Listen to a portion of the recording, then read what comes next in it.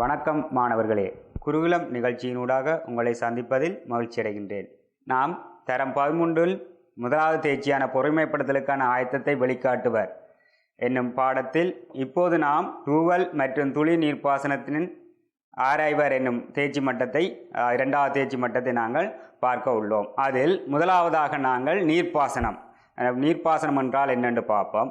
இரண்டாவதாக நீர்ப்பாசன முறைகள் என்னென்ன இருக்கின்றதை பார்ப்போம்.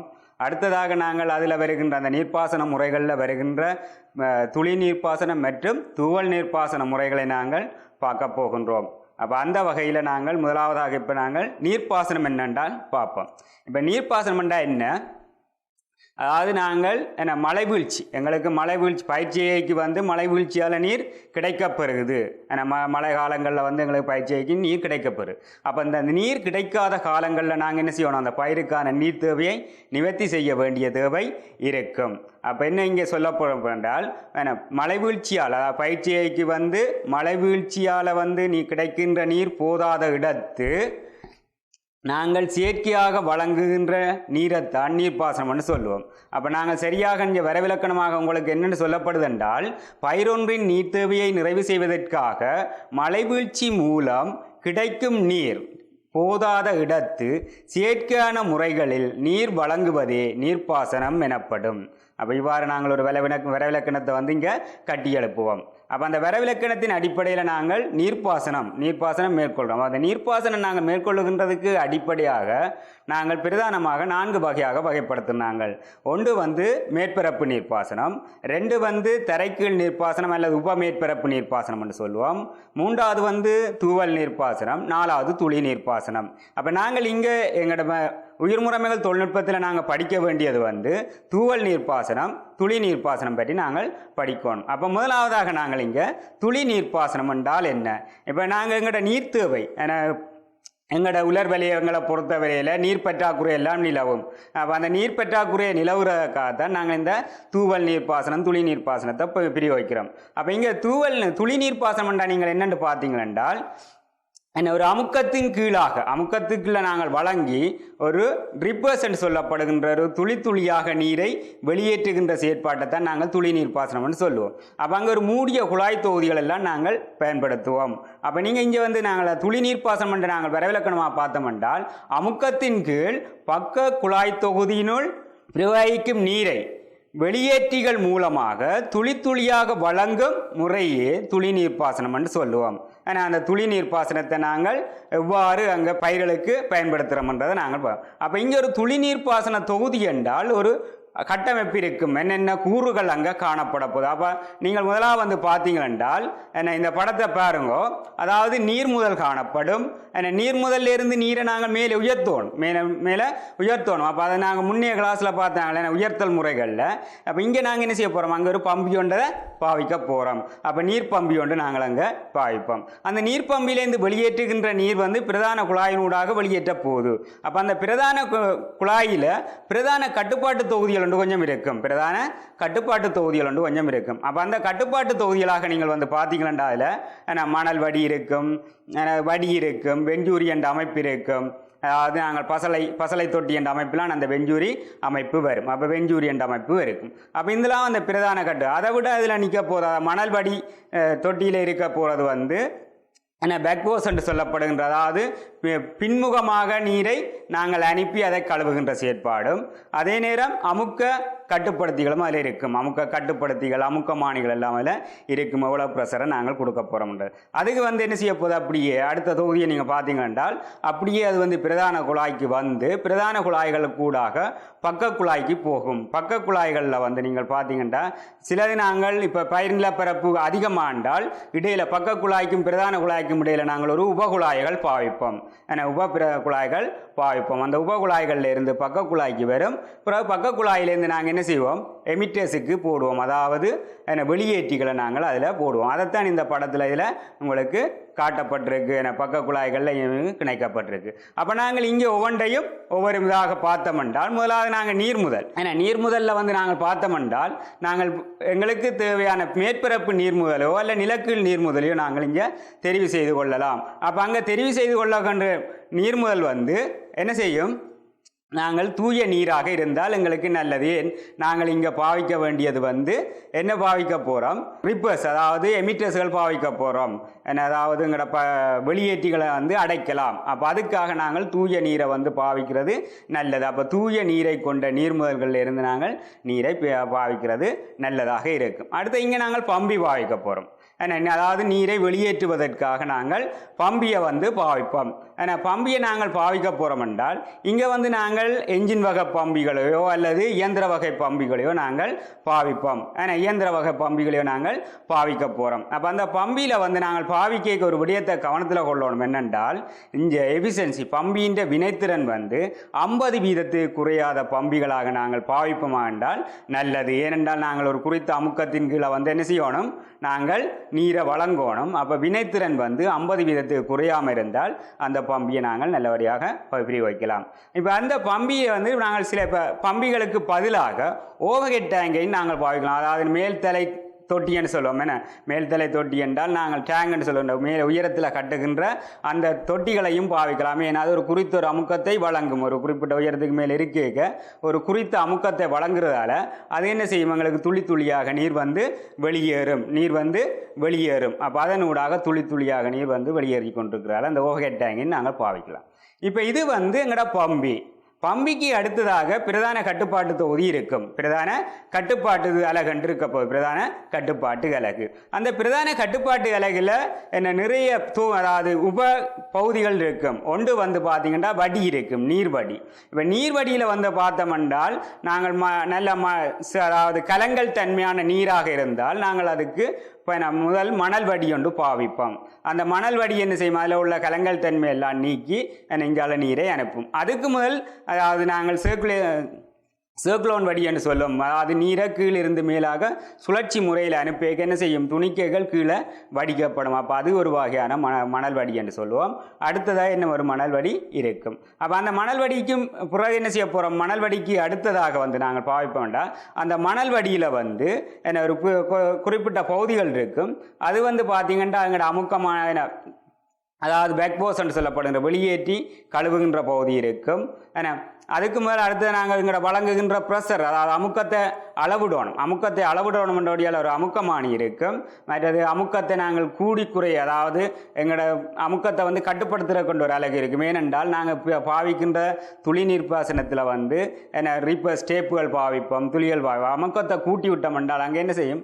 பைப்புகள் எங்களோட குழாய்கள் டேமேஜ் பாதிப்புகள் ஏற்படும் என்றதுக்காக நாங்கள் என்ன செய்யணும்? அமுக்கத்தை கட்டுப்படுவோம். அப்போ அமுக்க கட்டுப்பாட்டு அலகுகள் இருக்கும். அதே நேரம் நீர் அளவீட்டு சாதனங்கள் இருக்கும். எங்கள் நீரின் இதுகளை தன்மைகளை அறிகிறதுக்காக நாங்கள் நீர் அளவீட்டு சாதனங்களையும் பிரதான கட்டுப்பாட்டு அலகுகளை வச்சிருப்போம். அப்போ இதெல்லாம் ஒரு பிரதான கட்டுப்பாட்டு அலகுல இருக்குது. அதை விட பிரதான கட்டுப்பாட்டில் என்ன ஒன்று இருக்க போது எங்களுக்கு நாங்கள் பசலை தொட்டின்னு சொல்லுவோம்.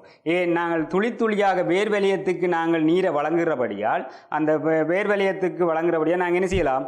அதோட பசலையையும் பிரயோகிக்கலாமே. பிரயோகிக்கப்படுகின்ற பசலை வேர்வெளியத்திலான் போகுது. அப்போ நாங்கள் அதையும் அதில் பிரயோகிச்சம் என்றால் இருக்கும். அப்போ அதுக்காக ஒரு பசலை தொட்டி ஒன்று வைப்போம். அப்போ அந்த பசலை தொட்டியில் என்ன நடக்க போண்டா நீங்கள் எங்களோட பிரதான குழாய் போய்கொண்டிருக்கும். பிரதான குழாய்க்கு அதுக்கு சமாந்திரமாக நாங்கள் என்ன செய்ய போகிறோம்? ஒரு வெஞ்சூரியன் அமைப்பு, அதாவது இன்ஜெக்டர் என்று சொல்லுவோம். வெஞ்சூரியன் அமைப்பை நாங்கள் அதில் நிறுவ போகிறோம். வெஞ்சூரி அமைப்பு என்ன செய்ய போது? நாங்கள் அதில் விளைவிக்க நாங்கள் எங்களுக்கு பசலை வழங்குகின்ற நேரம் மேலே பிரதான குழாயில் உள்ள ஒரு வேல்வுகள் இருக்கும். வாயில் வேல்வுகளை நாங்கள் மூடி விடுவோம். வாயில் வேல்வுகளை மூடினால் பிரதான குழாய்க்கூடாக தண்ணி செல்லாது. அப்போ என்ன செய்யும்? கீழே இறங்கி இப்படி போக அதில் வெஞ்சூரியன் அமைப்பு இடையில் என்ன செய்யப்படும் என்றால் அந்த குறுக்குவெட்டு பிறப்பளவு குறைக்கப்படும். அப்போ அதால் போகின்ற நீரின் வேகம் அதிகரிக்கும். அப்போ அந்த வேகம் அதிகரிக்க அதில் அமுக்கம் குறைவடைய போகுது. அமுக்கம் குறைவடையக்கு என்ன செய்யும்? பசலை தொட்டியில் உள்ள பசலை கரைசல் மேல் நோக்கி இழுக்கப்பட்டு இந்த நீரோட கலந்து என்ன செய்யும்? கொண்டு செல்லப்படும். அப்போ அதில் ஒரு பசலை தொட்டியும் நாங்கள் வச்சிருப்போம். அதே நேரம் வடி ஒன்று இருக்குது, ஸ்க்ரீன் வடி என்று சொல்லுவோம். அந்த ஸ்க்ரீன் வடி என்று சொல்லப்படுகின்ற வலை வடி ஒன்று காணப்படும். இந்த வலை வடி ஏன் காணப்படுது என்றால் அங்கே நீரில் உள்ள தொங்கல் நிலை பதார்த்தங்களை நாங்கள் வடிக்கிறதுக்காக இந்த வலைவடி பாவிப்போம். எனவே நாங்கள் இதை பொதுவாக பசலை தொட்டிக்கு முன்னம் பூட்டுவினோம். ஆனால் பசலை தொட்டிக்கு பிறகு பூட்டினம் என்றால், அடுத்தபடியாக பூட்டினம் என்றால் நல்லது. ஏனென்றால் பசலை தொட்டியிலிருந்து வருகின்ற கழிவு பதார்த்தம், நாங்கள் பசலையை நீரில் கரைச்சிருப்போம். அப்போ அந்த பசலை தொட்டிக்கு மீது அடைசல்கள் இருக்கலாம். அது போய் எங்கட வெளியேற்றிகளை அடைக்கலாம் என்பதற்காக நாங்கள் அதுக்கு பிறகு இந்த வடியை போட்டோம் என்றால் அந்த வடியில் இந்த அடைசல்கள் எல்லாம் பிடிபடும், அடையல்கள் எல்லாம் பிடிபடுகின்றபடியால் அதை நாங்கள் தவிர்த்து கொள்ளலாம். அப்போ நாங்கள் என்ன பசலை தொட்டிக்கு அடுத்தாக அப்போ இங்கே பாவிக்கின்ற இந்த ஸ்க்ரீன் வடி என்று சொல்லப்படுகின்ற வலைவடிகள் நாங்கள் எங்கள்ட நீரின் தன்மைக்கேற்ப வேறுபடும். நாங்கள் பாவிக்கின்ற நீரின் தன்மைக்கேற்ப வலைகளின் எண்ணிக்கையில் எல்லாம் வலைகளின் சைஸ் அளவுகள் எல்லாம் வேறுபடும். அப்போ இது நாங்கள் என்ன சொல்லுவோம், வடியை நாங்கள் பாவிக்க போகிறோம். அப்போ இதெல்லாம் பிரதான கட்டுப்பாட்டு அலகில் காணப்படும், பிரதான கட்டுப்பாட்டு அலகில் காணப்படும். அடுத்ததாக பிரதான குழாய் தொகுதி, பிரதான குழாய் தொகுதியும் உப குழாய் தொகுதியும் இருக்கும். இந்த பிரதான குழாய் தொகுதி என்பது நாங்கள் அதாவது எங்களோட கட்டுப்பாட்டு அலகுக்கு பிறகு வெளிக்கிட்டு எங்களோட வயலுக்கு, தோட்டங்களுக்கோ வயலுக்கோ கொண்டு வருகின்ற குழாய் இருக்கும், குழாயாக இருக்கும். அப்போ இந்த குழாயை நாங்கள் என்ன செய்யலாம், பிவிசி பயன்படுத்தலாம், ஆல்கத்தீன் பயன்படுத்தலாம், ஏஜிஎல்பி பயன்படுத்தலாம், எல்டிபி, HDPE, LDPE போன்றவை பயன்படுத்தலாம். ஏன்னா நாங்கள் இந்த குழாய்களை இதற்காக பயன்படுத்தலாம். இப்போ HDPE அல்லது நாங்கள் பிவிசி என்ன HDPE, PVC, அல்கத்தீன்கள் இவைகளை நாங்கள் என்ன செய்யலாம், எங்களோட மண்ணுக்குள்ள குறித்த ஆழத்தில் புதைச்சி விடுவோம். ஏனென்றால் இப்போ அதை நாங்கள் அடிக்கடி வெளியேற்ற வேண்டிய அவசியம் இல்லை. ஏன் ஒரு பிரதான குழாய் என்ற ஒரு பகுதி ஊடாகத்தான் செல்ல போகுது. அப்போ நாங்கள் எங்களோட பண்படுத்தல் ஆழத்தை எவ்வளவு பண்படுத்துவோமோ அதுகின்ற ஆழத்தை நாங்கள் கல்குலேட் பண்ணி போட்டோம். அதுக்கு கீழாக நாங்கள் அதை புதைத்து விட்டோம் என்றால் அது பழுதடையாமல் பாதுகாக்கப்படும். இப்போ அந்த ஏன்னா நாங்கள் அல்கத்தீனியோ HDPEயோ PVCயோ நாங்கள் அதை புதைச்சி வச்சிருக்கிறோம். அதன் பிற்பாடு என்ன செய்ய போகிறோம், அதிலிருந்து நாங்கள் உபகுழாய்களை பயன்படுத்துவோம். இந்த உபகுழாய்களாகவும் இந்த PVC, HDPE, அல்கத்தீன் போன்றவையை நாங்கள் உபகுழாய்களாகவும் பயன்படுத்தலாம். ஏனென்றால் உபகுழாய் என்பது என்ன, நாங்கள் இடையிலே பிரிக்கப்படுகின்றதா, பக்க குழாய்க்கு போகுவதற்கு பதிலாக பிரிக்கப்படுகின்ற குழாய்கள் தான் உபகுழாய்னு சொல்லுவோம். அதையும் நாங்கள் போடலாம், இந்த குழாய்களில் பாவிக்கலாம். இப்போ அடுத்த கட்டமாக நாங்கள் இப்போ பக்க குழாய் பயன்படுத்த போகிறோம். இந்த பக்க குழாய்க்கு நாங்கள் பயன்படுத்த போகிறது LLDPயும் LDPயும்னு சொல்லுவோம். அதாவது low density polyethylene, linear low density polyethylene என்று சொல்லுவோம். சரி, அப்போ ரெண்டு வகையான லீனியர் லோ டென்சிட்டி பொலியெதிலின். சரி, அதே மாதிரி LDP என்றது நாங்கள் என்ன லோ டென்சிட்டி பொலியெதிலின்னு நாங்கள் பாவிப்போம். அப்போ அதுக்கு பிறகு நாங்கள் என்ன செய்ய போகிறோம், அதில் துளிப்பான்களை இணைக்க போகிறோம். துளிப்பான்களை நாங்கள் அந்த பக்க குழாய்களில் துளிப்பான்களை இணைக்க போகிறோம். இந்த இணைக்கின்ற துளிப்பான்கள் ரெண்டு வகையாக இருக்கும். அதாவது ஒன்று இன்லைன் ரிப்பர்ஸ், ஒன்லைன் ரிப்பர்ஸ்ன்னு சொல்லுவோம். இன்லைன் ரிப்பர்ஸ் இல்லை ஒன்லைன் ரிப்பர்ஸ். அதாவது நாங்கள் இதில் படத்தில் காட்டிக்கும் பாருங்கோ, குழாயின் உள்ளே பொருத்தும் வெளியேற்றி, குழாயின் உள்ளே. அப்போ அங்கே என்ன குழாயின் உள்ளே என்றால் அங்கே நாங்கள் அது கூடுதலாக நீங்கள் இந்த ரிப் டேப்னு சொல்லப்படுகின்ற துளி நாடாவுக்குள்ளே பார்த்தீங்களென்றால் நீங்கள் டேப் மாதிரி இருக்கும், ஒரு இடத்துல காட் பேர் தடிப்பு மாதிரி இருக்கும். அப்போ அந்த இடத்துல ஒரு உருளை மாதிரி துளையிடப்பட்ட பகுதி ஒன்று செருகப்பட்டிருக்கும். அது என்ன செய்யும், எங்களோட நீரை வெளியேற்றி கொண்டிருக்கும். அது இன்லைன் வெளியேற்றின்னு சொல்லுவோம். அதே மாதிரி ஒன்லைன் வெளியேற்றி குழாய் மேலே பொருத்தும் வெளியேற்றி என்று அதுங்களுக்கு நாங்கள் கூடுதலாக இந்த LDP பைப்பில் எல்லாம் நாங்கள் குழாய்களில் பார்த்தோம்னா அது தெரியும். LDP பைப்பை பார்த்தோம்னா அந்த குழாயில் அது வெளியில் பொருத்தப்பட்டிருக்கும். ரெண்டாவது படத்தில் பாருங்கள், அது தெரியுது. என்ன நாங்கள் வெளியில் தெரிகின்ற அமைப்பு, எங்களுக்கு வெளியில் அந்த துளி இதுதான் ரிப்பர்ஸ், அதாவது வெளியேற்றிகள் என்று தெரிகின்ற பகுதி எங்களுக்கு வெளியில் தெரியுமாக இருந்தால் அதை நாங்கள் என்ன சொல்லுவோம், எங்களோட மேல் குழாய் மேலே பொறுத்து வெளியேற்றின்னு சொல்லுவோம். அப்போ இது அங்கே உள்ள பகுதிகள். இப்போ என்ன செய்ய போண்டா, இப்போ நாங்கள் ஒரு துளி நீர்ப்பாசன தொகுதி எவ்வாறு தொழிற்படுது என்று பார்க்க போகிறோம். ஏன்னா இப்போ இந்த கூறுகள் பார்த்து நாங்கள் அப்போ இந்த தொகுதி எவ்வாறு தொழிற்படுது என்று இங்கே பார்க்க போகிறோம். அப்போ இந்த பாருங்க, படத்தில் நான் சொல்லப்பட்ட படம் திருப்பி போட்டுக்கிறேன். அதில் பாருங்க, பம்பியில் இருந்தால் நீர் முதல்லேருந்து பம்பி ஊடாக நீர் என்ன செய்ய பம்பப்பட்டு அந்த பம்பப்பட்ட நீர் என்ன செய்யும், வடிகளில் வடிக்கப்படும். அதாவது அதில் உள்ள அடையல்கள் கழிவுகள் எல்லாம் வடிக்கப்பட்டு அதன் பிற்பாடு என்ன நடக்க போன்றால் எங்களோட பசலை தொட்டிக்கு நாங்கள் அந்த நீரை பசலை தொட்டிக்கின்ற பிரதான குழாய் ஊடாக போகுது. எங்களுக்கு இந்த நேரம் பசலை தேவையாக இருந்தால் நாங்கள் என்ன செய்ய போகிறோம், பிரதான குழாயில் உள்ள வாயில் வேலை மூடிட்டு அந்த பசலை தொட்டிக்கு திரும்புகின்ற வெஞ்சூரி என்ற அமைப்பினூடாக அந்த நீரை அனுப்புகின்ற போது அப்போ அதனூடாக அனுப்பிக்க பசலையும் அதனோட கலந்து என்ன செய்யும், இங்கால வெளியேறும். இங்கால வெளியேறக்க நாங்கள் பசலை தொட்டியின் பிற்பாடும் வடி போட்டிருந்தவென்றால் அதிலேயும் என்ன செய்ய போகணும், அடையல்கள் வடிக்கப்பட்டு அது பிரதான குழாய்க்கு அனுப்பப்படும். பிரதான குழாய்க்கு அனுப்பப்பட்ட நீர் என்ன செய்ய போது அது அப்படியே வயலுக்கு கொண்டு செல்லப்படும். வயலுக்கு கொண்டு செல்லப்பட்டு உபகுழாயின் ஊடாகவோ அல்லது பக்க குழாய் ஊடாகவோ அது என்ன செய்யும், நீர் கடத்தப்படும். நீர் கடத்தப்பட்டு அந்த பகுதிகளுக்கு கொண்டு செல்லப்பட்டுட்டு அங்கே நடக்க போது அந்த பக்க குழாயின் ஊடாக வெளியேற்றிகளை வந்தடையும். வெளியேற்றிகளை வந்தடைந்த நீர் என்ன செய்யும், அந்த வெளியேற்றிகளின் ஊடாக துளி துளியாக நீர் வெளியேறும். துளி துளியாக நீர் வெளியேறி என்ன செய்யும், பயிரின்ற வேர் வலயத்துக்கு விடுவிக்கப்படும். இதுதான் ஒரு துளி நீர்ப்பாசன தொகுதி ஒன்று தொழிற்படுகின்ற விதம். அப்போ அந்த படத்தை நீங்கள் வழியாக பார்த்தீங்கன்னா அது விளங்கும். ரைட். இனி இப்போ நாங்கள் இதுவரையும் ஒரு துளி நீர்ப்பாசனத்தின் அமைப்பு அது இவ்வாறு தொழிற்படுது என்று பார்த்தினாங்க. அப்போ இந்த துளி நீர்ப்பாசன தொகுதியை நாங்கள் இனி என்ன செய்யணும், பயன்படுத்தினால் அதை பராமரிக்கணும். அப்போ பராமரிக்கிறதுக்கு நாங்கள் சில செயற்பாடுகளை செய்வோம். இப்போ என்ன செய்ய போன்றால் நாங்கள் துளி நீர்ப்பாசன தொகுதி ஒன்றை நாங்கள் இயக்குகிறோம், போட போகிறோம் என்றால் முதலாவதாக என்ன செய்யணும், நாங்கள் முதலாவதாக சென்று எங்களோட உறிஞ்சு குழாய்கள், அதாவது பம்பியில் உள்ள உறிஞ்சு குழாய்கள் நீரால் நிரம்பி இருக்கிறதா என்பதை உறுதிப்படுத்தணும். ஏனென்றால் நாங்கள் பம்பியை போட்டு விடைக்க உறிஞ்சு குழாயில் நீர் இல்லாட்டி என்ன செய்யும், பம்பியலூடாக நீர் வெளியேறாது. அப்போ அதை நாங்கள் முதலாவதாக போய் நாங்கள் என்ன செய்வோம், அந்த இதை பார்த்து நிவர்த்தி செய்து கொள்ளணும். ரெண்டாவது விடயம் நாங்கள் எல்லாம் சரி, எங்களுக்கு அந்த விடயம் எல்லாம் சரி என்றால் இனி என்ன செய்வோம் என்றால் வால்வுகளை நாங்கள் பரிசீலிக்கணும். ஏன் இப்போ நாங்கள் நிறைய வால்வுகள் அங்கே கட்டுப்பாடு பிரதான கட்டுப்பாட்டு அலகுக்கு நிறைய வால்வுகளை இணைத்திருப்போம். அதாவது எங்களோட கேட் வால்வுகள்னு சொல்லுவோம், வால்வுகளை இணைத்திருப்போம். ஏன்னா இப்போ பசலை தொட்டிக்கு போய்க்க நாங்கள் பிரதான குழாயில் உள்ள வால்வை மூடி விடுவோம். பிறகு நாங்கள் உபகுழாய்கள் போட போகிறோம்டன்னு நாங்கள் 2-3 உபகுழாய்கள் நிறுவ போகிறோம்டா ஒவ்வொரு உபகுழாயிலையும் வால்வுகள் நாங்கள் போட்டிருப்போம். அப்போ எல்லா வால்வுகளும் மூடி இருந்தால் என்ன நடக்கும், நீர் வெளியேற்றப்படாது.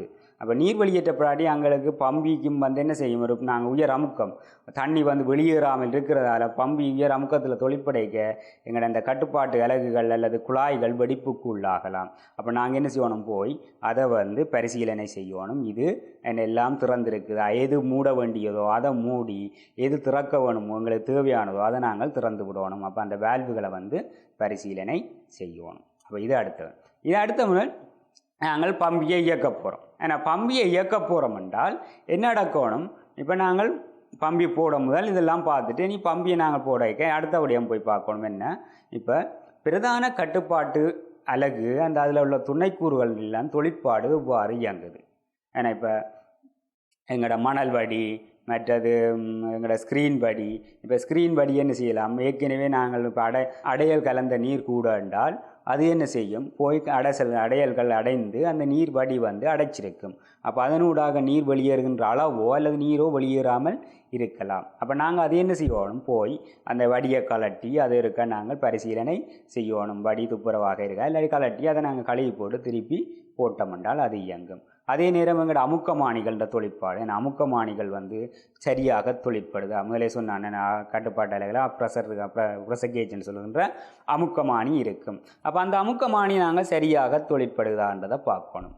ஏன் அமுக்கமானி சரியாக தொழிற்படாட்டி அமுக்கத்தை சரியாக எவ்வளவு அமுக்கத்தில் அது தொழிற்படுதுன்றங்களுக்கு காட்டாது. அப்போ அந்த அமுக்கத்தை நாங்கள் காட்டாட்டி என்ன செய்யும், குறைந்த அமுக்கத்தில் நீர் போகலாம். அப்போ எங்களுக்கு அமுக்கமானி அந்த வாசிப்பை காட்டி கொண்டிருக்கும். ஆனால் அதை விட குறைந்த அமுக்கத்தில் நீர் என்ன செய்யும், போய்கொண்டிருக்கும். அப்போ அங்கே வெளியேறுகின்ற நீரின் அளவு குறைவாக இருக்கும். வெளியேறுகின்ற நீரின் அளவு குறைவாக இருக்கும். அப்போ அதை நாங்கள் பரிசீலனை செய்வோம். அடுத்தது பார்த்தோம்னா அமுக்கமானி. அடுத்தது எங்களோட பேக்போஸ்ன்னு சொல்லப்படுகின்ற பின்முகமாக நாங்கள் கழுவி வெளியேற்றுகின்ற எங்களோட மணல் வடியில் நாங்கள் அதைத்தான் பயன்படுத்துவோம். உள்ளுக்கெல்லாம் கலட்டி நாங்கள் கழுவ முடியாது. மணல் வடியை உள்ளுக்கு கலட்டி கழுவ முடியாது.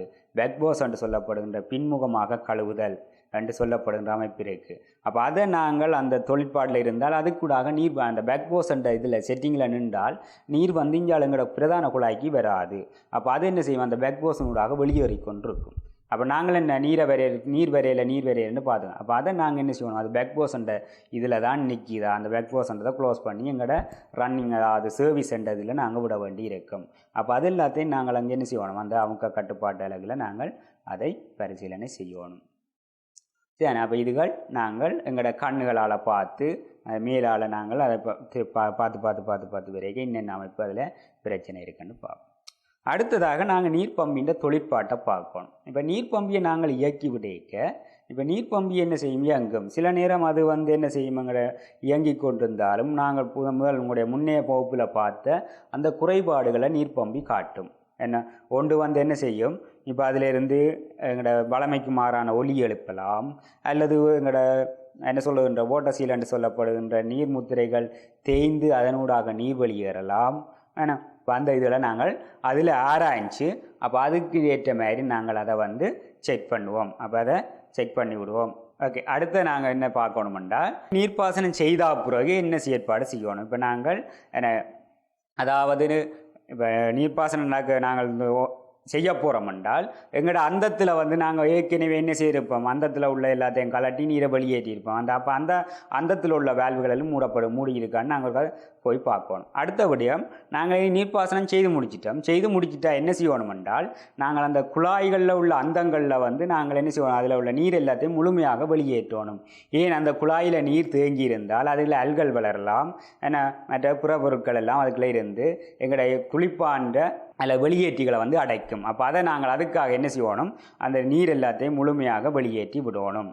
அடுத்த கட்டம் பார்த்தீங்கன்னா திருப்பி நாங்கள் என்ன செய்யலாம், உள்ளுக்கு எங்களோட இப்போ உலர்வலி எங்களை பொறுத்தவரையில் கால்சியம் ஒரு பிரச்சனை இருக்குது. அப்போ அந்த கால்சியம் என்ன செய்யலாம், குழாய்களை அடைக்கலாம். அப்போ நாங்கள் என்ன செய்யணும், இடையிடையே ரசாயன பதார்த்தங்களை நாங்கள் இட்டு அந்த குழாய்களை நாங்கள் கழுவிக்கொள்ளணும். அதாவது இங்கே கால்சியம் நீக்கி என்று சொல்லப்படுகின்ற ரசாயன பதார்த்தத்தை நாங்கள் விட்டு அந்த கால்சியங்களை கழுவமாக இருந்தால் அந்த குழாய்கள் கால்சியத்தால் தடைப்பட்டு நீண்ட காலம் பாவிக்கக்கூடியதாக இருக்கும். அடுத்தது நாங்கள் முதலே சொன்னான் உங்களுக்கு அமுக்கமானியை நாங்கள் பார்க்கணும். ஏன்னா அமுக்கமானியை தொழிற்படுதா, என்ன சீராக தொழிற்படுதான்றதை நாங்கள் அதை பரிசீலனை செய்து பார்த்தோம் என்றால் அது சரியாக இருக்கும். அடுத்தது ஏன்னா நாங்கள் பசலை இடுற பாகங்கள், அதாவது பசலை தொட்டிகள் எல்லாத்தையும் என்ன செய்யணும், இப்போ பசலை போட்டு முடிய நாங்கள் அதையெல்லாம் சுத்திகரித்து வைக்கணும். சில பசலைகள் நீங்கள் பார்த்தீங்கன்னா தெரியும், உப்பு படிக்கிற மாதிரி புற படிந்து கொண்டு இருக்கும்.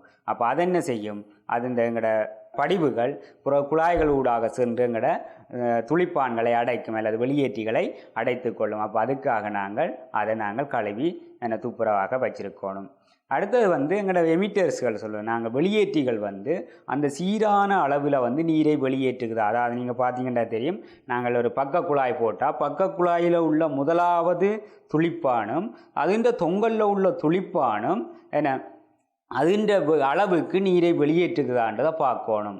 அதாவது இதுகின்ற வெளியேற்று வீதமும் அதுகின்ற வெளியேற்று வீதமும் கிட்டத்தட்ட 10 வீதம் தான் டிஃபரெண்ட் பண்ணணும். உதாரணத்துக்கு இங்கே 100 மில்லி லிட்டர் வருது என்றால் அங்கே 90 மில்லி லிட்டர் வரணும், தொங்கலில் 90 மில்லி லிட்டர் வரணும்.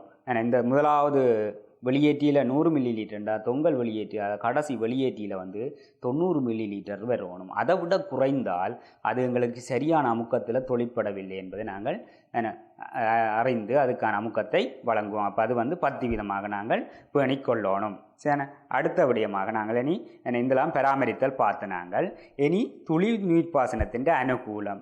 அப்போ துளி நீர்ப்பாசனத்தின் அனுகூலங்கள் நிறைய இருக்குது, நன்மைகள் அது அனுகூலங்கள்னு சொல்லுவோம்.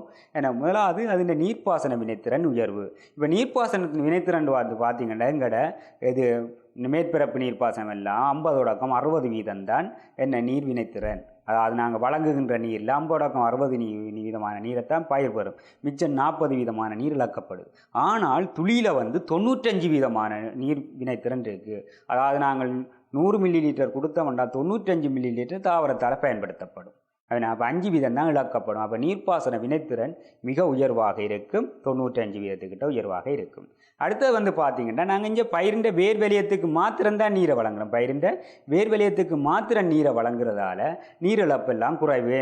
இப்போ பயிர் இல்லாத பிரதேசத்துக்கெல்லாம் நாங்கள் நீரை கொடுக்க வேண்டிய அவசியம் இல்லை. அப்போ அந்த பிரதேசத்துல எல்லாம் நாங்கள் நீரை கொடுக்காத வழியாக எங்களுக்கு நீரிழப்பு குறைவாக இருக்கும். அதனால தான் 95% வினைத்திறனாக இருக்குது. அடுத்து பார்த்திங்கன்னா நாங்கள் பயிர் வலயத்தின் வேர் வலயத்துக்கு மட்டும் நாங்கள் நீரை வழங்குறதால எங்களுக்கு களைகளும் வளராது. ஏன் வேறு இடத்துல இல்லை நீர் இல்லை, அப்போ அந்த இடத்துல களை வளராது. பயிர் இல்லாத இடத்துல நீர் இல்லை, அப்போ களையும் வளராது. அப்போ அதனால் எங்களுக்கு அதுவும் ஒரு நன்மை. அடுத்து மண்ணரிப்பு நிகழாது. ஏன் துளி துளியாக நீர் பிரயோகிக்கப்படுகின்றபடியால் நீரோட்டம் இருக்காது, அப்போ மண்ணரிப்பும் நிகழாது. அடுத்து பார்த்திங்கன்னா நாங்கள் முதலே நாங்கள் இந்த நீர்ப்பாசனத்தோடு என்ன செய்கிறோம், நாங்கள் பசலையையும் கலந்து விநியோகிக்கிறோம். அப்போ அதனால் என்ன செய்ய போது எங்களுக்கு பசலை வினைத்திறனும் அதிகம், அதே நேரம் பசலை பிரயோகிப்பதற்கான நேரமும் மிச்சப்படுத்தப்படும். இப்போ இல்லாட்டி நான் என்ன செய்வேன், திருப்பி பசலை போடுறதுக்கு நான் அதுக்குள்ள மினக்கட்டு போட்டு கொண்டு இருக்கணும். அப்போ எனக்கு அதுக்குரிய ஒரு நேரம் அதுக்குள்ள எடுக்கப்படும். அப்போ அதுவும் மீதப்படுத்தப்படும். அப்போ அதை நாங்கள் பசலை வினைத்திறனாகவும் இருக்கும், இதுவும் இருக்கும். அடுத்த அனுகூலம் பார்த்திங்கன்னா இப்போ காற்று வீசுகின்ற பிரதேசத்துக்கும் நாங்கள் பயன்படுத்தலாம். இப்போ நாங்கள் தூவல் நீர்ப்பாசனம் அடுத்து படிக்க போகிறோம். தூவல் நீர்ப்பாசனம் காற்றேன் இப்போ காற்று வீசேக்க அந்த இது நீரை தள்ளி கொண்டு போகும், அப்போ சரியாக உள்ள. ஆனால் இது வேர் வலயத்துக்கு அண்மையில் இருக்கிறோடைய காற்று வீசினாலும் அதை பாதிக்காது. அப்போ காற்றுள்ள பிரதேசங்கள், ஒழுங்கற்ற திரைகள், அதாவது சாய்வான திரையாக இருக்கலாம், கரடு முரடாக இருக்கலாம், எப்படியான திரை என்றாலும் எங்களுக்கு துளி நீர்ப்பாசனத்தை பயன்படுத்தி கொள்ளக்கூடியதாக இருக்கும். மற்ற நீர்ப்பாசனங்களை பயன்படுத்துகிற கொஞ்சம் சிரமம். அப்போ அதால் நாங்கள் இதை நன்மையாக சொல்லுவோம். அடுத்து நாங்கள் நீர்ப்பாசனத்துக்கு ஊழியர் எல்லாம் இங்கே செலவழிக்கணுன்ற அவசியம் இல்லை. என் மோட்டரை போட்டால் தண்டை பாட்டில் துளி துளியாக நீர் வர நாங்கள் போய் நிப்பாட்டலாம். ஆனால் மற்ற பாத்தி முறையண்டா பார்த்தா ஒரு ஆள் தண்ணி ரெண்டு தோட்டத்துக்கு கண்டு கட்டி கொண்டு நிற்கணும் மாற்றி. ஏன்னா அப்போ அந்த ஊழியர் உழைப்பெல்லாம் அதிக அளவில் இங்கே தேவையின்றி இல்லை. மற்ற என்ன, இப்போ நாங்கள் துளி நீர்ப்பாசனம் போடுறதால என்ன செய்ய போகுது, நாங்கள் பாத்திகள் அமைக்கிறது, வாய்க்கால்கள் அமைக்கிறதுக்கான நிலப்பரப்பெல்லாம் மீதப்படுத்தப்படும். அப்போ அந்த இடத்துல எல்லாம் என்ன செய்யலாம், நாங்கள் பயிர்களை வைக்கலாம். அப்போ பயிர் செய்கின்ற நிலப்பரப்பு எல்லாத்தையும் நாங்கள் அதிகரித்து கொள்ளக்கூடியதாக இருக்கும். அப்போ அதுவும் எங்களுக்கு ஒரு நன்மையாக இருக்கும். ஏன்னா அடுத்து பார்த்திங்கன்னா நாங்கள் பாதுகாப்பு மனைகள்லையும் இந்த துளி நீர்ப்பாசன முறைகளை பயன்படுத்தக்கூடியதாக இருக்கும். இப்போ நாங்கள் பாத்தியை கொண்டே பாதுகாப்பு மனைகளை அமைச்சு செய்கிறது கஷ்டமே. என் பெரிய பாத்தியாக நாங்கள் பெரிய பாதுகாப்பு மனைகளை அமைக்குவோம். அப்போ நாங்கள் பாதுகாப்பு மனைகளுக்கு என்ன செய்யணும், துளி நீர்ப்பாசனத்தை பயன்படுத்துறதும் நன்மையாக இருக்கும். அதில் நன்மைகளை பார்த்திங்களென்றால் நீர் மாசடைவது குறைவாக இருக்குமே. இப்போ நீர் மாசடைவென்றால் நாங்கள் நிறைய பசலையோடு எல்லாம் நீரை போடைக்க அந்த பசலைகள் எல்லாம் மேற்பரப்பு நீர்ப்பாசனம் என்றால் அந்த பசலைகளை கரைச்சி கொண்டு நிலத்தடி நீரை சென்றடையும். ஆனால் இங்கே என்ன விளங்க போகிறோம், துளி நீர்ப்பாசனம் வேர் வலயத்தோட கீழே நீர் போகாது. அப்போ அதால் அந்த பசலை கலந்த நீரெல்லாம் நிலத்தடி நீரை சென்றடையாதால் நீர் மாசடைவது தவிர்க்கப்படும். அடுத்தது பயிர் விளைச்சல் அதிகரிக்கும். அதே பயிர் விளைச்சல் பயிரின் தரம் எல்லாம் மேம்படுத்தப்படும். ஏன் இந்த நேரம் பயக்கொள்ளளவு நிலையில் அங்கே நீர் இருக்கிறதால தாவரங்கள் என்ன செய்யும், சிறப்பாக ஒளித்தொகுப்பு நடைபெற்று அதன் உணவு சேமிப்பு சிறப்பாக நடைபெறுவதால் விளைச்சல் அதிகமாக இருக்கும். மற்றது ஓடி வழிதலால் வர நீரிழப்பெல்லாம் இங்கே குறையும். நான் முதலே சொன்னேன், இதில் நாங்கள் வேர் வலயத்துக்கு மட்டும்தான் கொடுக்க போகிறோம். அப்போ ஓடி வழியாது. இப்போ எங்களோட பாத்தி முறை என்றால் ஓடி வழிஞ்சு வெளியிலெல்லாம் நீர் போகக்கூடிய இருக்கும், அதெல்லாம் தவிர்க்கப்படும். அடுத்த நாங்கள் இதில் மீள் சுழற்சி செய்யப்பட்ட நீரையும் பயன்படுத்தலாம். ஏன் இப்போ கழிவு நீர் என்று சொல்லுவோம். அந்த கழிவு நீரை நாங்கள் என்ன செய்ய போகிறோம், சுத்திகரிப்போம். அப்போ அந்த சுத்திகரிக்கப்பட்ட நீர் எல்லாத்தையும் நாங்கள் பயிற்சிக்கு பயன்படுத்தலாம். ஏன்னா உதாரணம் இப்போ நாங்கள் பார்த்தோம்னா எங்களோட மலக்கழிவு நீரை நாங்கள் சுத்திகரித்து எடுக்கிறோம். அப்போ அந்த நீரையும் நாங்கள் என்ன செய்யலாம், நாங்கள் இந்த பயிற்சிகளுக்கு பயன்படுத்தி கொள்ளலாம். அப்போ அதுகள் நன்மைகளாக அமையும். இனி என்ன, துளி நீர்ப்பாசனத்தின் எல்லைப்படுத்தும் காரணிகள் அல்லது பிரதிகூலங்கள். துளி நீர்ப்பாசனத்தின் எல்லைப்படுத்தும் காரணிகளை பிரதிகூலங்கள் என்று பார்த்தீங்கன்னா ஆரம்ப செலவு கூட, அதாவது மூலதனம் நிறைய வேணுமே. நாங்கள் பம்பு வேண்டணும், அதுக்குரிய குழாய் தொகுதிகள் வேண்டணும், கட்டுப்பாட்டு தொகுதிகள் வேண்டணும், எல்லாமே வேண்டி போடணும். அப்போ அதுக்கான ஆரம்ப செலவு எங்களுக்கு அதிகமாக இருக்கும். அப்போ எல்லாராலையும் அது வாங்க முடியாது. அப்போ அது ஒரு பிரதிகூலமாக இருக்கும். மற்றது நாங்கள் இதை எங்களோட விவசாய நிலங்களில் போட்டு விட போகிறோம். அப்போ விவசாய நிலங்களில் சூரிய ஒளி படும். அப்போ சூரிய ஒளி படையக்கு என்ன செய்யும், சூரிய ஒளியால் அதின் தன்மைகள் மாற்றியமைக்கப்பட்டு விரைவாக பழுதடையும். அப்போ இது ஆயுட்காலம் குறைவடையும், வேகமாக ஆயுட்காலம் குறைவடைகிறது, ஒரு பிரதிகூலமாக இருக்கும். சூரிய ஒளி காரணமாக இதெண்டா போகுது. அடுத்தது பார்த்திங்கன்னா நாங்கள் மாசு கலந்த நீர் எல்லாத்தையும் இதில் பாய்ச்ச முடியாது. ஏன், இந்த அடைப்பான்கள் என்று சொல்ல துளிப்பான்கள் அல்லது வெளியேற்றிகள் என்று சொல்லப்படுகின்ற பகுதிகள் என்ன செய்ய போது அடைப்புக்குள்ளாகிறதால அதை நாங்கள் பயன்படுத்தாது முடியாது. அதே நேரம் நாங்கள் கால்சியம், மெக்னீசியம், இரும்பு, மேங்கனீஸ் போன்ற அயன்கள் அடங்கிய நீரையும் நாங்கள் பாய்ச்ச முடியாது. ஏன், நான் முதலே சொன்னாங்க கால்சியம் உலர் வலய பிரதேசங்களில் கால்சியம் ஒரு பிரதான காரணியாக தொழிற்படுது எங்களோட நீர் இவைகளை அடைப்பதற்கு. அப்போ இந்த அயன்கள் எல்லாம் என்ன செய்யும், எங்களோட குழாய் தொகுதிகளை அடைச்சிக்கொள்ளும். அப்போ அது எங்களுக்கு ஒரு பிரதிகூலமாக அமையும். அடுத்தது வந்து பார்த்தீங்கன்னா, நாங்கள் இப்போ புதைச்சி விடுவோம் அல்லது நாங்கள் என்ன செய்ய போகிறோம், துளி நீர்ப்பாசனங்களில் பகுதியை நாங்கள் அதுக்குள்ளே போட்டு விட போகிறோம். அப்போ அது மேற்பரப்பில் இருக்க போகுது. அப்போ நாங்கள் எல்லாம் அறுவடை செய்துட்டோம், அடுத்த பண்படுத்தல் செய்ய போகிறோம் என்றாலும் அதை நாங்கள் சுற்றி கட்டணும், சுற்றி தூக்கி வைக்கணும். அல்லது நாங்கள் இடைப்பண்படுத்தல் நடவடிக்கையில் ஏதாவது பயிற்சியை மேற்கொள்ளணும் என்றால் பயந்து என்ன இது வட்டிடுமோ அதை வட்டிடுமோன்னா இல்லை பார்த்து தான் செய்ய வேண்டிய தேவை இருக்கும். அப்போ அது எங்களுக்கு ஒரு சிரமமே, அதை நாங்கள் அதையும் பார்க்கணும் இதையும் செய்யணும்ன்றது. அப்போ எங்களுக்கு இடைப்பண்படுத்தல் மற்றும் பயிற்சிகை நடவடிக்கைகளை வந்து நாங்கள் மேற்கொள்வது கொஞ்சம் சிரமமாக இருக்கும், வரையறுக்கப்பட்டிருக்கும். மற்றது வந்து எங்களுக்கு என்ன செய்யலாம், இப்போ எலி மற்ற இந்த பெருச்சாளி என்று சொல்லப்படுகின்ற இந்த பிராணிகளால் எங்களுக்கு பாதிப்பு ஏற்படலாம்.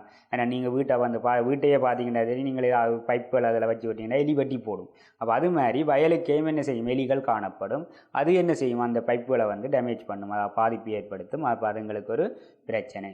மற்றது வந்து பார்த்திங்கன்னா இதுக்கு ஒரு தொழில்நுட்ப அறிவு கட்டாயம் வேணும். ஏன் அமுக்கத்தை கட்டுப்படுத்துறது, மற்றது வந்து தொகுதிகளை அமைக்கிறது போன்றவை வந்து எங்களுக்கு தேவையாக இருக்கிறால் தொழில்நுட்பம், அதுவும் ஒரு பிரதிகூலம். அப்போ நாங்கள் இதுவரையும் பார்த்தது வந்து துளி நீர்ப்பாசனம். துளி நீர்ப்பாசனத்தை பார்த்து நாங்கள் இனி பார்க்க போகிறது தூவல் நீர்ப்பாசனம். துளி நீர்ப்பாசனம் என்றது துளி துளியாக நீர் வெளியே, தூவல் என்பது எங்களோட மழை துளி போல நாங்கள் பிரயோகிப்பதைத்தான் தூவல் நீர்ப்பாசனம்னு சொல்லுவோம். ஆனால் இந்த துளி நீர்ப்பாசனம் வந்து பார்த்திங்கன்னா அப்படியே புவியீர்ப்பு விசையெல்லாம் போகும். ஆனால் இது என்ன செய்யும், மேலே போய் விசிறப்படணும். அப்போ புவியீர்ப்புக்கு எதிராக நாங்கள் நீரை ஒரு அமுக்கத்தில் வழங்கித்தான் என்ன செய்ய போகிறோம், ஒரு நொசல்ஸ்ன்னு சொல்லப்படுகிற பீச்சு முனைக்குள்ளால் நீரை நாங்கள் சிவிரி அனுப்ப போகிறோம். அப்போ அது சரியான விரவிலக்கணம் இங்கே சொல்லப்படுது பாருங்கோ.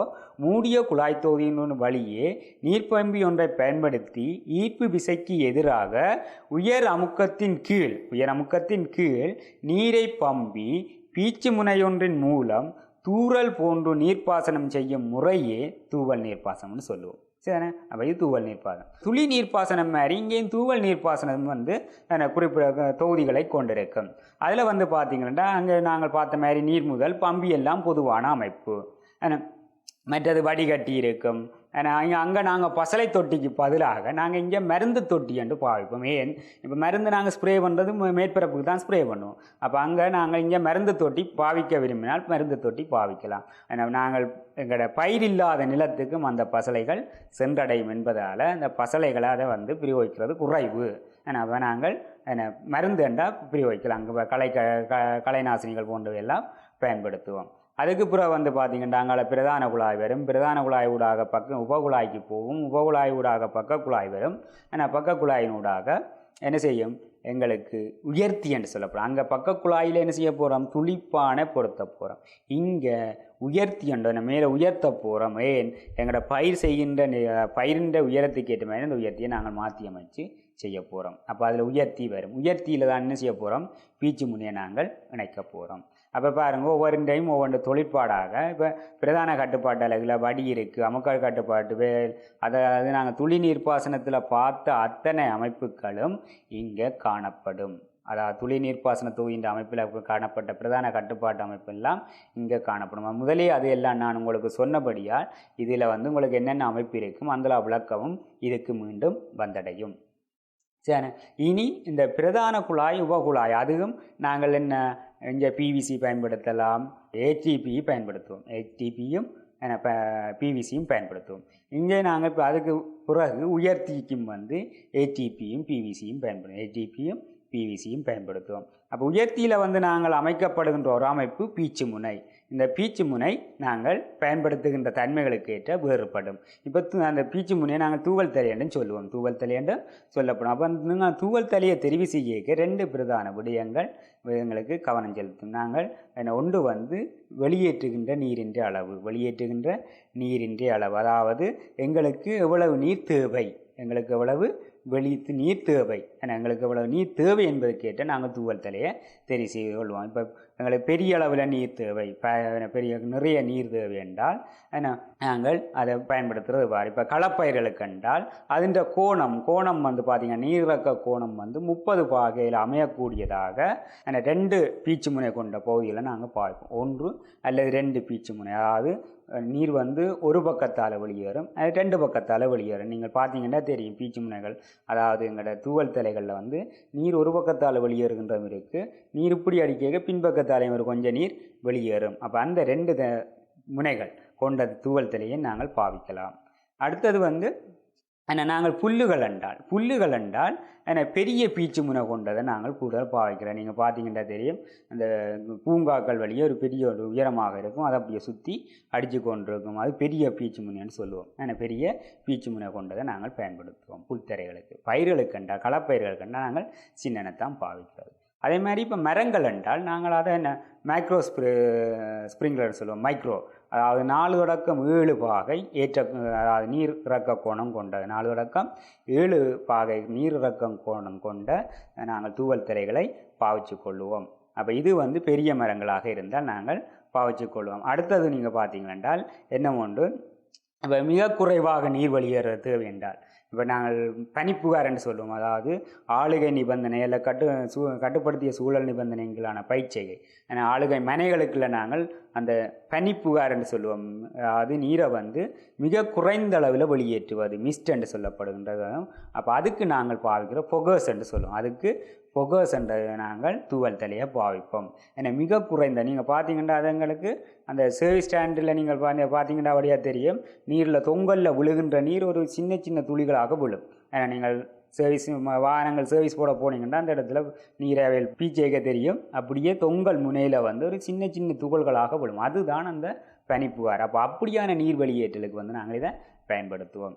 அடுத்தது நாங்களுக்கு நீர் வெளியேற்று வீதத்துக்கு ஏற்ப மாதிரி நாங்கள் 3 விதமான தூவல் தலைகளை பாவிக்கிறோம். 1 தாழ் தூவல் தலை, நடுத்தர தூவல் தலை, உயர் தூவல் தலைகள் என்று சொல்லுவோம். அதாவது தாழ் தூவல் தலை என்றால் மணித்தியாலத்துக்கு வந்து 20/500 லிட்டர் நீரை வெளியேற்றும். ஒரு அவருக்கு மணித்தியாலத்துக்கு வந்து 20/500.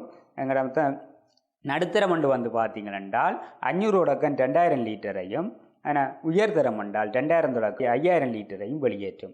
அப்போ இது வந்து தூவல் தலையின் வெளியேற்று வீதத்துக்கு ஏற்றவன். இனி அடுத்த வந்து பார்த்தீங்கன்னா அது எங்களோட தூவல் நீர்ப்பாசனத்தின் தொழிற்பாடு. நாங்கள் முதல் துளியின்ற பார்த்த மாதிரி இங்கே பார்க்கணும். என்ன பம்பியூடாக ஒரு உயரமுக்கத்தில் நீர் உட்புகுத்தப்படும். அந்த உட்புகுத்தப்பட்ட நீர் என்ன செய்யும், பிரதான குழாய், உபகுழாய், பக்க குழாய் ஊடாக சென்று எங்கே செய்ய போகுது, பீச்சு, அதாவது உயர்த்திக்கு வரப்போகுது. உயர்த்தி குழாய்க்கு வரப்போகுது. அப்போ உயர்த்தி குழாயில் வந்த உச்சியில் நாங்கள் என்ன செய்வோம், பீச்சு முனை, அதாவது நாங்கள் பீச்சு முனையோட பொருத்தி இருப்போம். நோசல் சன்சல் பீச்சு முனையை.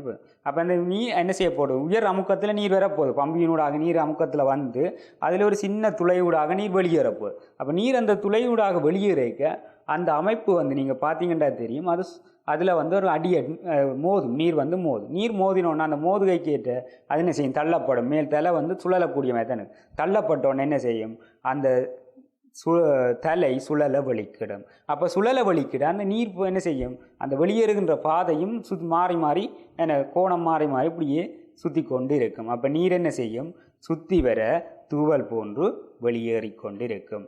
அப்போ இது வந்து இந்த செயற்பாடு நடைபெறும். அப்போ இங்கே வந்து பார்த்தீங்களென்றால் அப்போ சரியான அமுக்கத்தை நாங்கள் இங்கே கொடுக்கணும், சரியான அமுக்கத்தை கொடுக்கணும். ஏன், அப்போ தான் அந்த தூவல் தலை சீராக என்ன செய்யும், சுழலும். அப்போ சரியான வட்ட வடிவமாக என்ன செய்யும், நினைக்கப்படும். அல்லது இங்கே என்ன செய்யும், அது நினைவு கோலம் வந்து மாறும், நினைவு கோலம் மாறப்போகுது.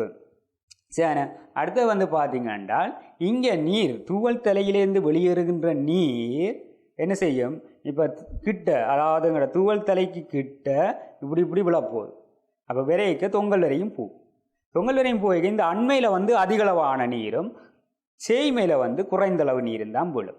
சேய்மையில் வந்து குறைந்தளவு நீரும் தான் விழும். அப்போ இந்த இதில் நாங்கள் தூவல் தலை பொருத்தி இருக்கணும்னா அந்த இடத்துல வந்து பார்த்தீங்களென்றால் குறைந்த நீர் விழப்போகுது, இங்கே கூடிய நீர். அப்போ என்ன செய்யணும், அந்த இடத்துல உள்ள தாவரத்துக்கு நீர் போதாமல் இருக்கும். அப்போ அடுத்த தூவல் தலையை பொறுத்தேக்க நாங்கள் என்ன செய்யணும், அந்த இடத்துக்கு நீரை விழக்கூடிய மாதிரி, அதிகளவில் விழக்கூடிய மாதிரி தூவல் தலையை நாங்கள் பொருத்தணும். அதைத்தான் மேற்பொருந்துகைன்னு சொல்லுவோம். மேற்பொருந்துகை ஓவலப்பண்டு நாங்கள் இங்கிலீஷில் சொல்லுவோம் மேற்பொருந்துகை. அது நாங்கள் 2 விதமாக கூடுதல் அமைப்போம். ஒன்று 50 வீதம், மற்றது 25 வீதம்.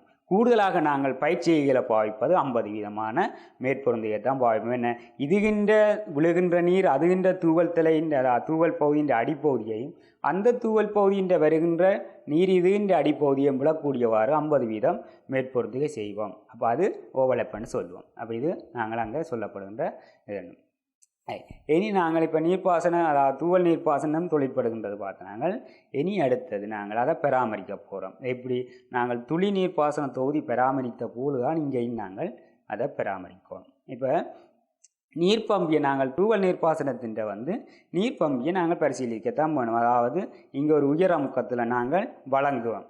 அப்போ உயர் அமுக்கத்தில் நீர் வழங்கிக்க எங்களுக்கு என்ன செய்யும், பம்பி உள்ளுக்கு எந்த நேரம் உயர் அமுக்கத்தில் இருக்க போகுது. இப்போ நாங்கள் சாதாரணமாக இருந்தால் நீர் டக்கண்டு வெளியேறிடும். அப்போ அந்தளவு அமுக்கம் உள்ளுக்கு பம்பிக்கே இருக்காது. ஆனால் நாங்கள் இங்கே மூடிய குழாய் தொகுதி என்ற என்ன செய்யும், பம்பி உயர் அமுக்கத்தில் இருக்கும். அப்போ அதுக்குள்ள உயர் அமுக்கத்தில் இருக்கிறபடியால் என்ன செய்யும், விரைவாக எங்களோட ஓட்ட சீலன் சொல்லும் நீர் முத்திரை பழுதடைகிறதுக்கான சந்தர்ப்பம் ஏற்படும். அப்போ நாங்கள் அதை சரியாக என்ன பராமரிக்கணும். அது ஒன்று இருக்குது. அடுத்தது பார்த்தோம்னா பம்பி முதல் பார்த்த மாதிரி எங்களோட உறிஞ்சு குழாயை நாங்கள் பரிசீலிக்கணும். நீர் யார் இழுத்து இருக்குதான்ற நாங்கள் பரிசீலனை செய்வோம். அப்போ அது பம்பியில் நாங்கள் செய்ய வேண்டிய விடயம். பம்பியின் இயக்கம் அதாவது ஒலி எழுப்புறது அதெல்லாம் நாங்கள் பரிசோதனை செய்வோம்.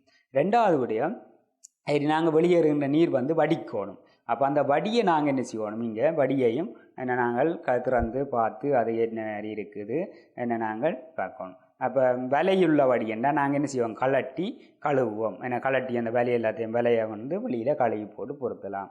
அதே மாதிரி ஏனைய வகை வடியண்டா நாங்கள் சொன்னேன் இப்போ டிஸ் ஃபில்டர் சாண்ட் ஃபில்டர்ஸ்ண்டா பேக் போஸ்ன்னு சொல்லப்படுது. பின்முக அமைப்பால் நாங்கள் அதை கழுவி அந்த கழிவுகள் எல்லாத்தையும் வெளியேற்றுவோம். அடுத்தது நாங்கள் ப்ரெஷர் கேஜ்ன்னு சொல்லுவோம். அமுக்க நிரலை நாங்கள் மாற்றி அமைக்கணும்.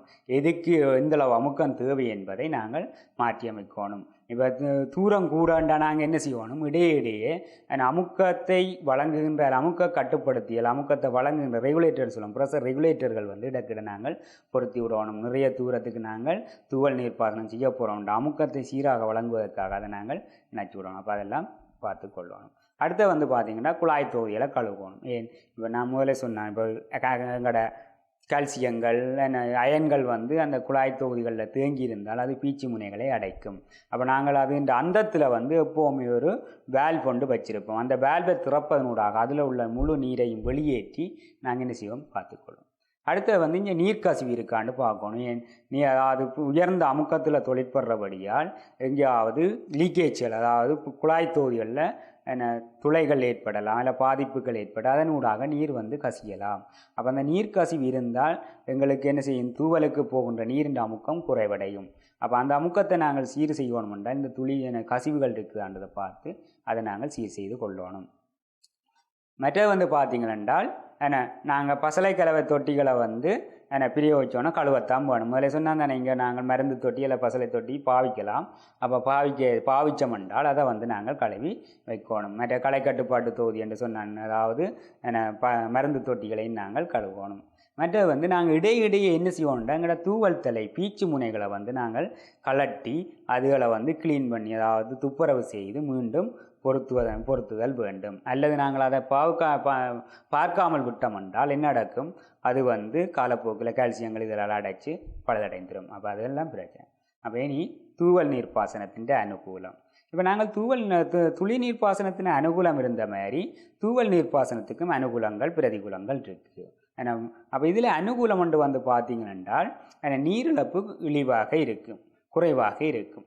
அதாவது துளியோடு ஒப்புடைக்க நீரிழப்பு கூட, ஆனால் ஏனைய முதலே சொன்னான் 2 நீர்ப்பாசனம், மேற்பரப்பு நீர்ப்பாசனம் தரைக்கீழ் நீர்ப்பாசனம், அந்த 2 நீர்ப்பாசனத்தோடையும் ஒப்புடைக்க இதில் வர நீரிழப்பு குறைவாக இருக்கும். அதாவது இது இந்த வினைத்திறன் நீர்ப்பாசன வினைத்திறன் பார்த்தீங்களா, நீர் வினைத்திறன் கிட்டத்தட்ட 85% நீர் வினைத்திறனாக இருக்கும். அதாவது துளி 95, இது 85. அப்போ துளியோடு ஒப்படைக்க குறைவு. ஆனால் நான் பார்த்த பாத்தி நீர்ப்பாசனம் 60% ஆனால் அது 60% இது 85. அப்போ கிட்டத்தட்ட 20% நீர்ப்பாசன வினைத்திறன் உயர்வாக இருக்கும். அப்போ அதனால் நீரிழப்புகள் குறைவாக இருக்கும். மற்ற நாங்கள் மேலே மழை போல விழுகின்றபடியால் என்ன செய்யும், எல்லா இடமும் சீராக நினைக்கப்படும். மழை பெய்தால் எல்லா பிரதேசமும் என்ன செய்யும், சீராக நினைக்கப்படும். இப்போ நாங்கள் பார்த்தீங்கன்னா ஒரு இடத்துக்கு கூட நீர் விடுவோம், ஒரு இடத்துக்கு குறைய நீர் விடுவோம். ஒரு இடத்துக்கு நாங்கள் கூடின நீரை விட்டு ஒரு இடத்துக்கு குறைய நீரை விடுவோம்.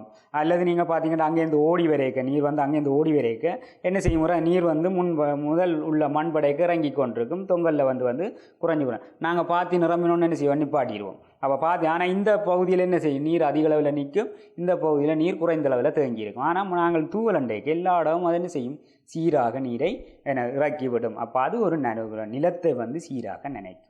மற்ற நாங்கள் எவ்வளவுக்கு நீர் மண்ணுக்கு நிரம்பணுன்றதை தீர்மானித்து கட்டுப்படுத்தி கொள்ளலாம். ஏன் இப்போ நாங்கள் பாத்தியண்டா என்ன செய்வோம், அப்படியே நிரம்பினோன்னா நிப்பாட்டிடுவோம். அப்போ எங்களுக்கு அது எவ்வளோ நிரம்புன்னு எங்களுக்கு தெரியாது. ஏன் தண்ணியை விடுவோம், அதுன்ற நிரம்பினோன்னா நாங்கள் கட் பண்ணுவோம். ஆனால் இது அதாவது கொஞ்சம் கொஞ்சமாக நீர் இறங்குறபடியால் நீர் விழ மண்ணுக்குள்ளே போய் இறங்கி கொண்டே இருக்கும். அப்போ நாங்கள் எவ்வளவு ஆழத்துக்கு நீர் அங்கே இறங்கணும்ன்றது அடிப்படையில் நாங்கள் இது போடுகின்ற நேரத்தை மாற்றி அமைச்சு கொள்ளலாம். அடுத்த நீர்ப்பாசன வினைத்திறனை அதிகரித்து கொள்ளலாம். இப்போ நீர்ப்பாசன வினைத்திறனை அதிகரித்து கொண்டோம் இப்போ நீர் பயன்பாடு முதலே சொன்ன நீர் பயன்பாடு அதிகரிக்கப்படுது. ஏன் குழாய் தொகுதிகள் ஊடாக நீர் கொண்டு செல்லப்படுகின்றபடியால் இடைகளில் வருகின்ற இழப்புகள் எல்லாம் குறைக்கப்பட்டு அந்த நீர் பயன்பாட்டை நாங்கள் அதிகரித்து கொள்ளலாம். அடுத்தது நாங்கள் அனுகூலம் என்று பார்த்தோம்னால் இதில் நாங்கள் ஃபெர்டிலைசர் பசலையும் மற்ற மருந்துகள், அதாவது மருந்துகளை நாங்கள் கலந்து பிரயோகித்து கொள்ளலாம். அதுக்கண்டு தனியாக நாங்கள் போக வேண்டிய அவசியம் இல்லை. பசலைகளையும் மருந்துகளையும் நாங்கள் இதோட பிரயோகித்து கொள்ளலாம். அடுத்து பார்த்தோம்னா தன்னியக்கமாக நாங்கள் இயங்க வைக்கலாம். ஏன் இப்போ நாங்கள் ட்ரிப்பையும், அதாவது அதை நாங்கள் துளிக்கும் அதை சொல்லலாம் தன்னியக்கம், தூவலுக்கும் தன்னியக்கம் சொல்லலாம். என்ன செய்ய போகிறோம், நாங்கள் ஒரு தன்னியக்க தொகுதி ஒன்றை உருவாக்கி, தன்னியக்க கட்டுப்படுத்தி ஒன்றை உருவாக்கி அந்த கட்டுப்பாட்டை நாங்கள் என்ன செய்ய ஃபீட் வழங்குவதன் ஊடாக அந்த குறித்த நேரத்துக்கு அந்த நீர் பம்பியை இயக்கலாம். அல்லது மண்ணின் ஈரழிப்பு நாங்கள் மொய்ஸ்சர் சென்சரை பயன்படுத்தி, ஈரழிப்பானை பயன்படுத்தி என்ன செய்யலாம் கொடுத்தோம்னா மண்ணில் ஈரழிப்பு குறைகின்ற போது நீர்ப்பம்பி தொழிற்பட்டு அந்த தூவல் நீர்ப்பாசனம் இல்லை துளியை நீர் வழங்கக்கூடியதாக இருக்கும். அப்போ அதையும் ஆட்டோமைசேஷன் என்று சொல்லுவோம், தன்னியக்கமாக தொழிற்பட வைக்கக்கூடியதாக இருக்கும். ஆனால் நாங்கள் மேற்பரப்போ மற்றது உபமேற்பரப்போ அவ்வாறு செய்ய முடியாது. அடுத்தது நாங்கள் நீர்ப்பாசனத்துக்கு நிலம் பயன்படுத்த வேண்டிய அவசியம் இல்லையே. இது துளி துளியாக நீரை தூவலாக நீரை வழங்குறபடியால், தூவலாக நீரை எல்லா பிரதேசம் வழங்குறபடியால் நீர் தேங்காது, மெல்ல மெல்லமாக மண்ணுக்கு இறங்கும். பாத்தி அமைப்பெல்லாம் இதுக்கு அவசியம் இல்லை. அப்போ என்ன செய்யலாம், அங்கே மற்ற குழாய் தொகுதிகளெல்லாம் நாங்கள் வழங்க அதுக்குரிய பயிர் செய்ய நிலப்பரப்பெல்லாம் குறைவாக இருக்கும். அப்போ நாங்கள் என்ன செய்ய பாத்திக்கண்டு பயன்படுத்துகின்ற அமைப்பெல்லாம் இல்லாமல் போகிறதால அதை நாங்கள் பயிருக்கு பயன்படுத்தி கொள்ளலாம். அடுத்து பார்த்தோம்னா இதை நாங்கள் சாய்வான மணற்பாங்கான பிரதேசத்துக்கும் பயன்படுத்தி கொள்ளலாம். இப்போ சில பேர் சொல்லினோம் என்ன தூவலும் துளியும், அதாவது துளியும் நாங்கள் மணற்பாங்கான பிரதேசத்துக்கு பயன்படுத்தி கொள்ளலாம், தூவலும் மணற்பாங்கான பிரதேசத்துக்கு பயன்படுத்தி கொள்ளலாம்.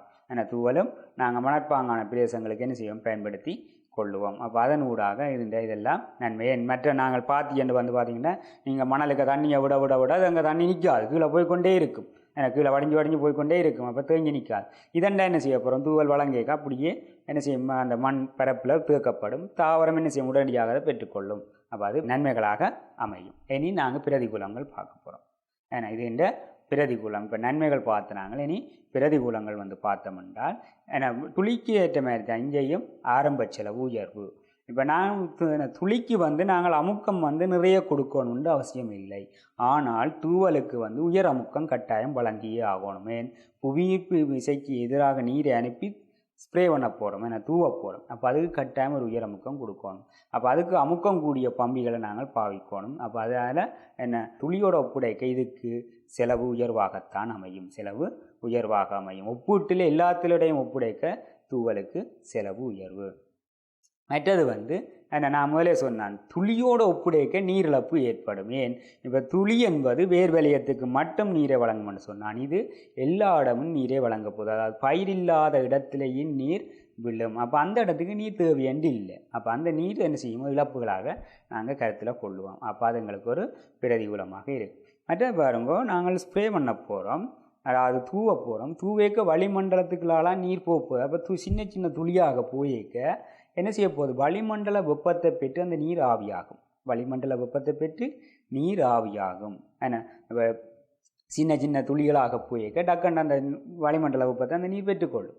என் தொடு மேற்பரப்பு கூட அப்போ அதனால் பெற்று ஆவியாகும். அப்போ ஆவியாகிற அளவு உயர்வாக இருக்கும். அப்போ ஆவியாதல் இழப்பு கூடுதலாக இருக்கும் இந்த தூவல் நீர்ப்பாசனத்தில். மற்றது நாங்கள் இங்கே கட்டாயம் என்ன செய்யணும், சுத்தமான தரமான நீரத்தை தான் பயன்படுத்தணும். அது தூவலுக்கண்டாலும் சரி துளிக்கண்டாலும் சரி அந்த சுத்தமான தரமான நீரைத்தான் நாங்கள் பயன்படுத்தணும். இங்கே அடுத்தபடியும் பாருங்கோ, நாங்கள் தூவல் நீர்ப்பாசனம் பேக்க சின்ன சின்ன துளிகளாக சிவரப்போகுது. அப்போ காற்று வீசினால் அந்த நீர்த்துளிகளை தள்ளி கொண்டு போகும். காற்று வீசினால் அந்த நீர்த்துளிகளை தள்ளி கொண்டு போயிடும். ஓகே, அப்போ நாங்கள் இதுவரையும் என்ன அது நீர்ப்பாசனம் என்றால் என்ன, நீர்ப்பாசனத்தின் முறைகள் என்னென்ன நீர்ப்பாசன முறைகள் இருக்குது, அந்த நீர்ப்பாசனத்தில் துளி நீர்ப்பாசனம் பார்த்து நாங்கள் அந்த துளி நீர்ப்பாசனத்தில் நாங்கள் அதாவது துளி நீர்ப்பாசன தொகுதியில் காணப்படுகின்ற பகுதிகள் கூறுகள் பார்த்து நாங்கள் அந்த துளி நீர்ப்பாசனம் எவ்வாறு தொழிற்படுகின்றது பார்த்து நாங்கள் அந்த துளி நீர்ப்பாசனம் எவ்வாறு தொழிற்படுகிறது, அந்த துளி நீர்ப்பாசன தொகுதியை நாங்கள் எப்படி பராமரிக்கிறோம் என்ற செயற்பாடும், துளி நீர்ப்பாசனத்தின் நன்மை தீமை. அப்போ இதெல்லாம் துளி நீர்ப்பாசனத்தை நாங்கள் பார்த்து கொண்ட நாங்கள்.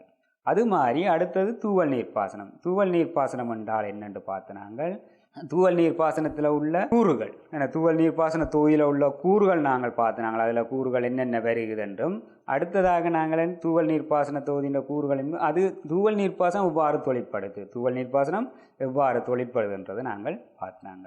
அந்த தூவல் நீர்ப்பாசனத்தின் தொழிற்பாட்டுக்கு தூவல் நீர்ப்பாசனத்தில் உள்ள பராமரிப்பு செயற்பாடுகள் நாங்கள் தூவல் நீர்ப்பாசனம் சிறப்பாக செயற்பட்டு கொண்டிருக்கோம் என்றால் அதுகின்ற பராமரிப்பு எவ்வாறு அமையணும் என்றும் பார்த்தினாங்க.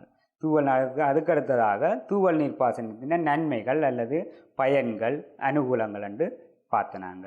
அடுத்தது தூவல் நீர்ப்பாசனத்தின் பிரதிகூலம் பார்த்தினாங்க. அப்போ இதெல்லாம் நாங்கள் அதில் பார்க்கப்பட்ட விடயங்கள். இன்றைய வகுப்பில் இந்த அனைத்து விடயங்களையும் நாங்கள் பார்த்து உள்ளோம். இந்த அனைத்து விடயங்களும் உங்களுக்கு விளங்கியிருக்கும் என நம்புகின்றேன். அந்த நம்பிக்கையின் அடிப்படையில் உங்களிடமிருந்து விடைபெறுகின்றேன். நன்றி, வணக்கம்.